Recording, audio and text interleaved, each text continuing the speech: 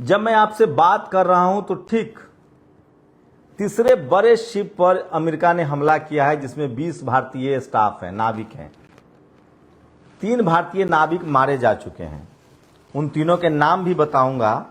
और सोचिए, मनमोहन सिंह की सरकार थी, मनमोहन सिंह की सरकार थी और इटली के मरीनों ने हमारे कुछ मछुआरों को मार दिया था। तमिलनाडु के मछुआरे थे।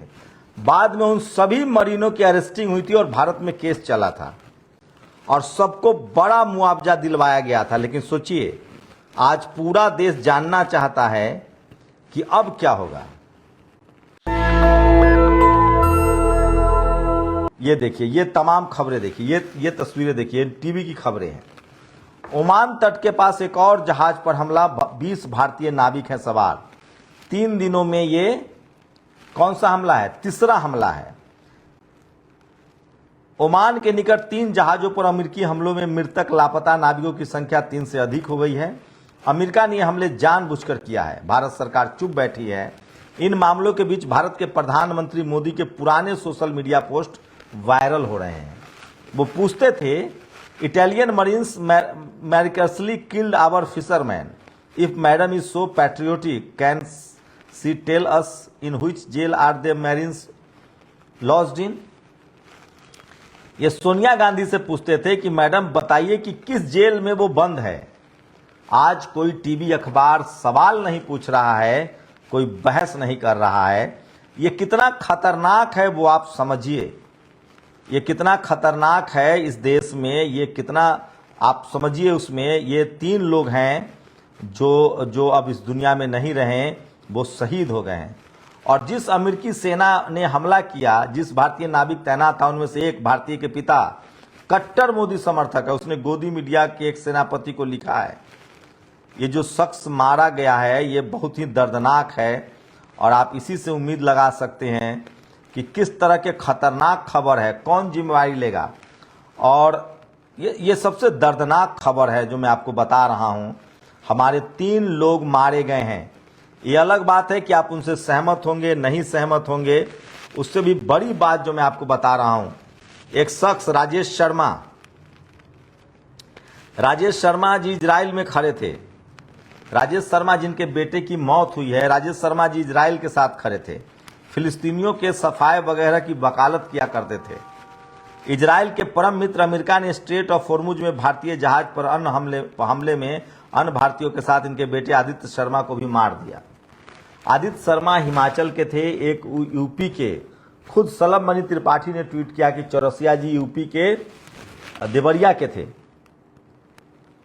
मैं इनकी अपूर्णीय क्षति के लिए हार्दिक शोक और संवेदना व्यक्त करता हूं। बाकी वही बुजुर्गों ने चेताया था, मेरी मरे तो खुशी न करिए, सजना भी मर जाना है। सोचिए, ये राजेश शर्मा जो हैं वो इजराइल के साथ खड़े थे और उनके बेटे को अमेरिका ने मार दिया है। वो कहते थे कि फिलिस्तीन को, गजा को इजराइल खत्म कर दे। लेकिन एक अलग सवाल है, ये सवाल है कि आखिर इस तरह की जो घटनाएं हो रही है, अमेरिका जिस तरह से हमारे लोगों को मार रहा है, इस पर कौन सवाल पूछेगा? मनमोहन सिंह की सरकार थी। एक भारतीय राजनयिक खोबरा गरे को अमेरिका ने परेशान करना शुरू किया था। अमेरिका को मनमोहन सिंह ने करारा जवाब दिया था। हमारे मछुआरों को इटली के मरीन्स ने गलती से मार गिराया था, बकायदा उसको जेल में डाला गया था। आज कोई बात करने के लिए तैयार नहीं है। सोचिए, क्योंकि टीवी अखबार में इन सब खबरों के लिए जगह नहीं है। ये बात आपको समझनी पड़ेगी और नहीं समझिएगा तो बहुत देर हो जाएगी और इसकी जद में सभी को आना पड़ेगा। ये कितना खतरनाक खबर है, क्या लगता है आपको? इस पर टीवी अखबार पर बहस होनी चाहिए कि नहीं होनी चाहिए? सबसे बड़ा सवाल है जो मैं आपसे पूछ रहा हूं। मैं इसलिए कह रहा हूं कि सोशल मीडिया ही सच्चा मीडिया है, सोशल मीडिया ही बहुजन मीडिया है। तो आप लोग बताइए, तमाम बड़ी खबरें हैं जो सोशल मीडिया पर वायरल हैं और इसीलिए मैं कह रहा हूं कि सोशल मीडिया ही सच्चा मीडिया है, सोशल मीडिया ही बहुजन मीडिया है। तो इस तरह की तमाम बड़ी खबरें जो हैं जो सोशल मीडिया पर वायरल है, तो सोचिए क्या चल रहा है इस देश में। इस देश में सरकार से कोई सवाल नहीं पूछा जा रहा है। हमारे लोग मारे जा रहे हैं अब मैडम मीनाक्षी जोशी हैं, ये पत्रकार हैं, कह रहे हैं कि एक नाजायज ब्लॉकेड ने भारतीय नाविकों की जान ले ली। अमेरिका से युद्ध खत्म नहीं किया जाता तो शुरू ही क्यों करता है। अमेरिका से कोई सवाल नहीं पूछ रहा है। जिस आदित्य शर्मा की अमेरिकी हमले में मौत हो गई है, उसके पिता गजा में बच्चों की मौत पर जश्न मनाता था। यही शख्स हैं, ये उनके बेटे हैं जो अब दुनिया में नहीं रहे। ये शख्स गजा में जब बच्चों को इजरायली मार रहे थे तो ये खुशियां मना रहे थे। Deck cadet Aditya Sharma Himachal Pradesh, engine fitter Shivanand Chaurasia Uttar Pradesh, chief engineer पटनाला Suresh Andhra Pradesh. ये 3 भारतीय हैं जिनकी जान ट्रंप की सेना ने ली है। अमेरिका ने पिछले 4 दिन में गल्फ ऑफ ओमान में 3 जहाज़ों पर हमला किया। इन जहाज़ों पर सारे क्रू मेंबर भारतीय थे। मार्विक्स 8 जून का हमला 24 भारतीय, सेटेल्वो 10 जून का हमला 24 भारतीय, एमटी जलवीर 11 जून को हमला 20 भारतीय। इन सबको ओमान ने तुरंत हेलीकॉप्टर सुविधा मुहैया करा के बचाया है। और सोचिए, हमारी मीडिया सरकार से सवाल पूछने के बजाय, अमेरिका से सवाल पूछने के बजाय अंजना ओम कश्यप खबर चला रही हैं कि ईरान जो है वो ईएमआई पर रोटी खा रहा है, कर्जा लेकर बैंक से। ईरान ने कहा है कि ये फेक खबर है, हमारे पास तेल है, गैस है, हमारे पास अकुत संपत्ति है। ईरान में 95% पीएचडी है, 99% लिटरेसी है, 74% महिलाएं वैज्ञानिक हैं।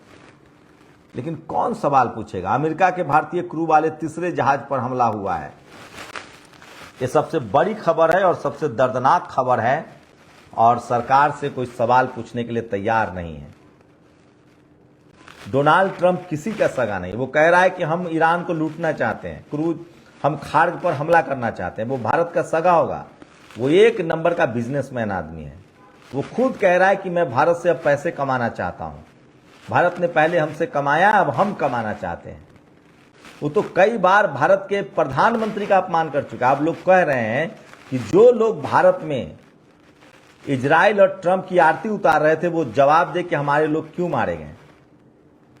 और राम मंदिर ट्रस्ट में राम मंदिर चंदा चोरी की जांच खुद बेईमान कर रहे हैं, तो जांच क्या होगी। महंत कमल नयन दास ने कहा है।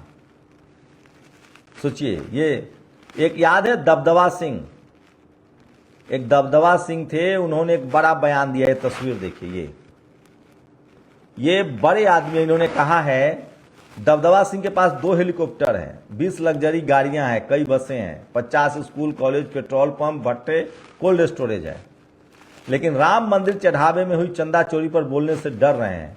फिर कहा है कि सोचिए, इन्होंने कहा है कि मैं नहीं बोल सकता हूं क्योंकि सच बहुत खतरनाक है। अगर मैं बोलूंगा तो मेरे ऊपर कार्रवाई हो जाएगी क्योंकि वहां लोग मजबूत लोग बैठे हुए हैं। ये खुद कह रहे हैं, बीजेपी के नेता, इनके बेटा विधायक है, सांसद है। मतलब सांसद विधायक की बोलने की हैसियत नहीं है। आप सोचिए, ये स्थिति है। वही कॉकरोच पार्टी की खबरें दिखा रहा हूं आपको। ये देखिए कॉकरोच पार्टी, ये तस्वीरें देखिए। कॉकरोच पार्टी का पुणे में इतना मैसिव प्रोटेस्ट हुआ है। कल लखनऊ में प्रोटेस्ट है, माता रमाबाई पार्क में।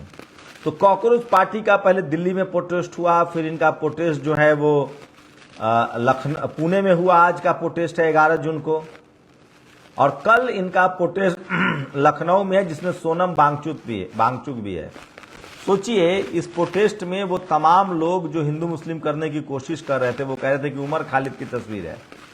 अभी तक उमर खालिद को सजा नहीं हुई है, उस पर तो आरोप भी तय नहीं हुए हैं। लेकिन खैर, इस देश में दलित, पिछड़ा, किसान, आदिवासी, अल्पसंख्यकों की कौन बात करता है। एक और ये खबर मैं चाहता हूं कि आपको जरूर सुनाऊं। यही वो युवा हैं जिनको देश ने खो दिया है। देश के लिए बड़ी संपत्ति थे ये। 23 साल के इस लड़के का नाम आदित्य शर्मा है। इनके पिता राजेश शर्मा अंधभक्त हैं। अमेरिका ने जिस भारतीय जहाज पर हमला किया, आदित्य उसके नाविक थे। हमले में आदित्य की मौत हो गई है। आदित्य अपने माता पिता की इकलौती संतान थे। उनके पिता राजेश शर्मा गजा नरसंहार का जश्न मनाते हुए इजराइल और अमेरिका को सलाह दे रहे थे कि पूरे गजा को बर्बाद करके गैर मुस्लिम टेरिटरी बना दी जाए। आज उसी इजराइल और अमेरिका ने राजेश शर्मा के लड़के को मार डाला। अब शर्मा जी सरकार से सवाल कर रहे हैं, अब जाकर सवाल कर रहे हैं। I think Israel should not. सोचिए, इस तरह के हालात हैं। ये कितनी तकलीफ दे खबर है। कौन जवाब देगा? इनके पिताजी भी। और ये देखिए ये चारों सीधे सीधे धर्म की आड़ में रेप करता था। रेप के आरोपी हैं चारों के चारों। नाम अभिषेक मिश्रा, समर्थ त्रिपाठी, पंडित गणेश दुबे, पंडित पवन देवी शास्त्री, ये चारों के चारों आरोपी पकड़े गए हैं। कन्नौज में एक पटेल समाज का युवक ने, जो पत्रकार भी है, उसकी फसल काट ली गई। उसने अपने आप पर आग लगा लिया। ये सबसे बड़ी खबर है जो सोशल मीडिया पर वायरल है। और मैं इसलिए कह रहा हूं सोशल मीडिया ही सच्चा मीडिया। यूपी के मिर्जापुर में पुलिस चौकी के शिलान्यास में 28 मुकदमों वाले गैंगस्टर को बुलाया गया। ये देखिए, ये तमाम तस्वीरें हैं जो सोशल मीडिया पर वायरल है। और उसके बाद तीसरी बड़ी खबर, बोलने वालों के साथ क्या होता है तो सुनिए। एक न्यूज क्लिक न्यूज चैनल था, यूट्यूब चैनल और वेबसाइट। अभिसार उसमें नौकरी करते थे, भाषा सिंह नौकरी करती थी, उसमें उर्मिलेश जी काम करते थे। उसको बंद कर दिया गया था। उनके बॉस को जेल में डाल दिया गया। ईडी ने कहा कि ये लोग देशद्रोही हैं, विदेश से पैसा आता है। इस तरह के आरोप लगाकर उनको जेल में डाल दिया गया। न्यूज क्लिक बंद हो गया। अब हाई कोर्ट ने कहा है कि ये बिल्कुल फर्जी केस था, फंसाया जा रहा है। इलाहाबाद हाई कोर्ट ने कहा है कि यूपी पुलिस जो है वो अपने आकाओं को खुश कर रही है, संविधान के हिसाब से काम नहीं कर रही है। सोचिए, हम लोग के साथ कुछ भी हो सकता है। जो पत्रकारिता कर रहे हैं, जो जनता के सवाल उठा रहे हैं और जो सरकार से सवाल पूछ रहे हैं। और हम लोग कल भी सवाल पूछेंगे। कल ये सरकार रहे न रहे, जिसकी भी सरकार आएगी, सवाल पूछा जाना चाहिए। सिर्फ आप मायावती, अखिलेश यादव से सवाल पूछेंगे, मनमोहन सिंह से, कांग्रेस से, ये सही नहीं है। और इसलिए सवाल नहीं पूछा जाता है कि जो मीडिया की जाती है वही बीजेपी और आरएसएस की जाती है। तो सोचे, न्यूज क्लिक को ये किसी के साथ, हम लोग के साथ कभी भी हो सकता है।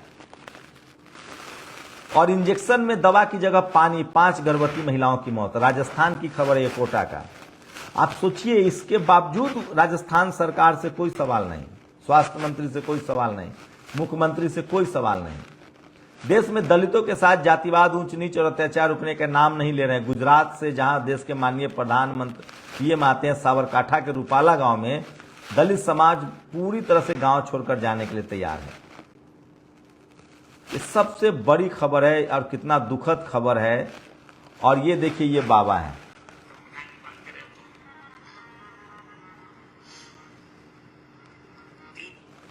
ये शख्स हैं, ये राम कथा वाँचते हैं, ये अपने आप को धर्मगुरु कहते हैं। ये कहते हैं कि बाबा साहब ने विदेश से संविधान कॉपी पेस्ट किया है। सोचिए, ये लोग कितने राजनीतिक हैं और कितना राजनीति करते हैं। 24 घंटा ये लोग राजनीति करते हैं। यही वो शख्स हैं जिससे प्रधानमंत्री मिलते हैं। ये शख्स सरेआम कहता है कि मुलायम सिंह यादव और मान्यवर कांसीराम साहब के मरने पर मैं खुश हुआ था। आप सोचिए, ये तमाम खबरें हैं जो सोशल मीडिया पर वायरल है। मेरी कोशिश होती है कि ऐसी तमाम खबरें आपको बताई जाए। और आज राजनीतिक कैदी लालू प्रसाद यादव जी का जन्मदिन है।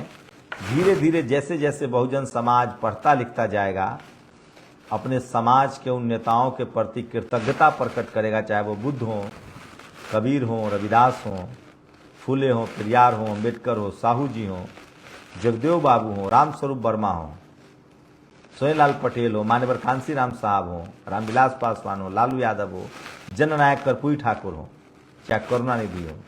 इन तमाम लोगों ने अपनी जिंदगी भर में मेहनत करके हम सबके लिए मौके के दरवाजे खोले हैं। जैसे जैसे बहुजन समाज के लोग पढ़ते लिखते जाएंगे, मैं फिर कह रहा हूं, आपको सामाजिक न्याय, सोशल जस्टिस के लिए बोलना पड़ेगा। और बहुजन समाज से गुजारिश है कि नेता चुनिए तो सड़क का सोचिएगा जरूर। शुक्रिया। नेशनल दस्तक की आपसे गुजारिश है कि अगर इसको बचाना चाहते हैं तो नेशनल दस्तक को सब्सक्राइब करने के लिए रेड कलर के सब्सक्राइब बटन को दबाएं, फिर बेल आइकन की घंटी दबाएं। नेशनल दस्तक को बचाने के लिए बहुत जरूरी है कि हर खबर को शेयर करें, लाइक करें, कमेंट जरूर करें।